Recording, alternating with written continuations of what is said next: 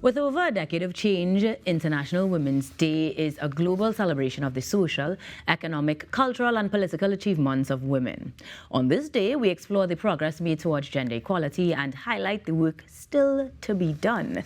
So this morning, part of the conversation will focus on the role of education in empowering women. And to do that, we are joined by Dr. the Honorable Nyan Gadsby-Dolly, Minister of Education, on International Women's Day. Good morning and happy International Women's Day. Same to you and to all our ladies.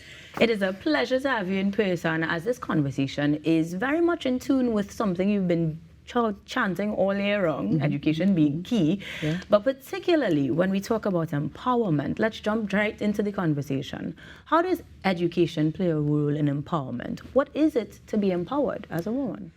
I think for me, empowerment means that you have the same opportunities as a man to succeed. And regardless of whatever challenges may come, you have that opportunity. And I think we've been very successful in Trinidad and Tobago in terms of our empowerment of women. As a matter of fact, our education system, if we look at in terms of student success, it is very heavily weighted in favor of our women. And that has been something, a phenomenon that has been with us for quite some time. Which really leads us to a point that we have to look now at empowerment of our young men, and we as women have to be able to do that. But I think we have come a long way. Education has been really played a seminal role in women empowerment. It started with the thrust to empower women to be able to manage themselves and take care of themselves and their families, and to make decisions for themselves with regards to how many children they would make. I mean, it's been long known that the more educated a woman is, the less children they have. And this is something that has really been a worldwide and a global thrust. And I think we've done well in Trinidad and Tobago in terms of empowering our young ladies to succeed in the education system. Agreed. Now, according to UN Women, the principles of employment include financial independence. Elaborate on how education, particularly here in Trinidad and Tobago, has aided in achieving that financial independence for us. For women, I think it's very important for us to move away from the mindset of, I need a man to mind me. I have two daughters, 20 and 23 this year, and we have these conversations. What is expected of you? And I remember as a student at SAGS, our teachers, along with the curriculum, took a lot of time to speak to us about what it means to be a woman and what it means to be able to be independent and to have as many children as you can take care of. I will never forget these kinds of chats that we had. And so financial independence for women really speaks to ensuring that you are able to, through your empowerment, take care of yourself, take care of your family, and that's what education prepares our young ladies for.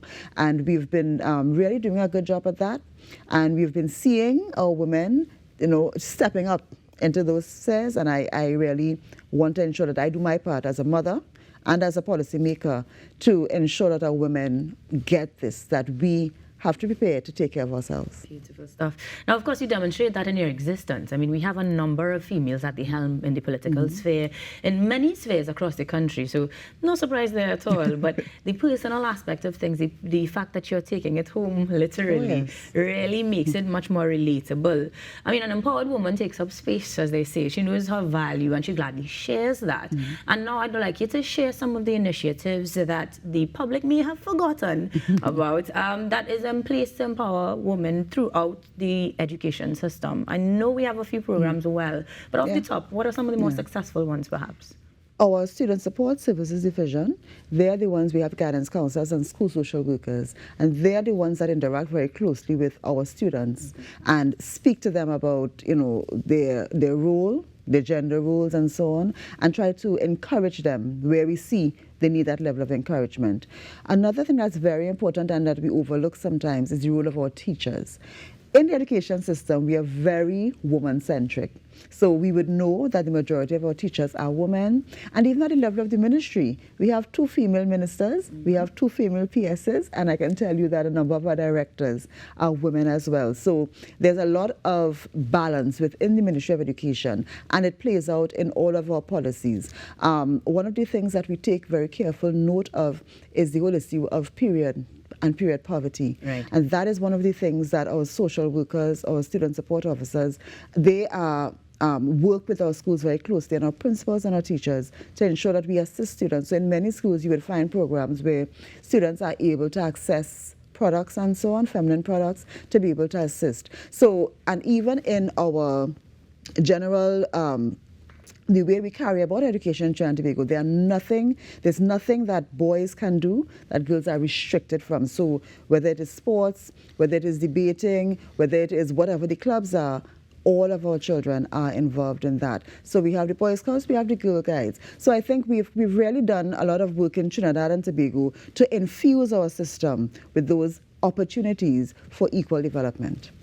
I'm really relieved to hear that, even though I'm not a parent, because in terms of mentorship, in terms of just opportunities to work with youth, it's important that we have that balance. Yeah. And as much as we're focusing on International Women's Day, I love that you underscore that there is the focus and the need to maintain the balance with the gentlemen as well, since we seem to be excelling. Yay us, yay us.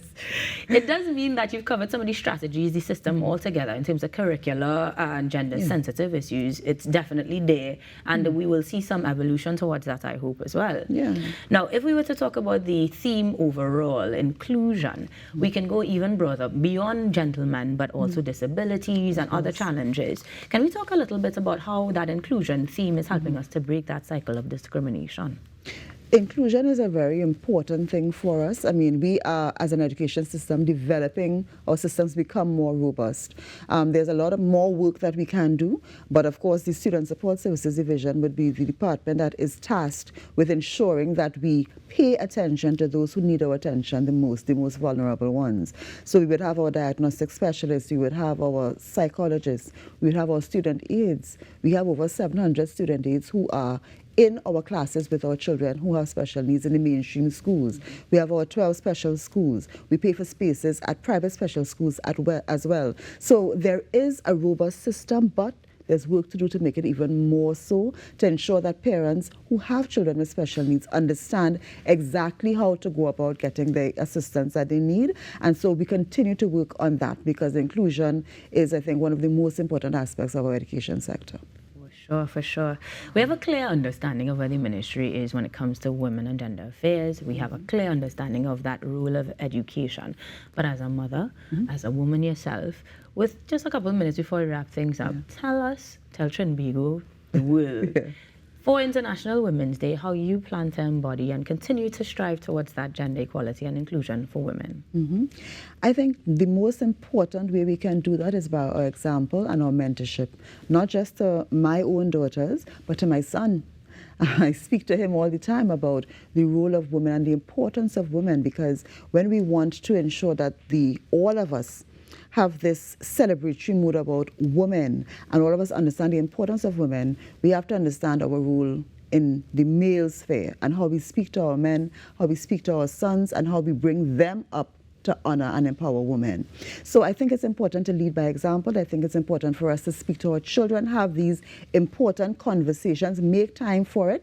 Today I'm going to take my daughters out, and we're going to have that conversation this afternoon as well, because it's important for us to celebrate, and it's important for us as women who are going over the hill to really speak to the younger ones and to train them up in the culture of the celebration of their womanhood, and understanding that womanhood is not sickness, womanhood is not weakness, womanhood is a lot of strength, and as a woman you have to prepare to exhibit that strength, not just for you, but for your children. So that's what I'm doing. Oof.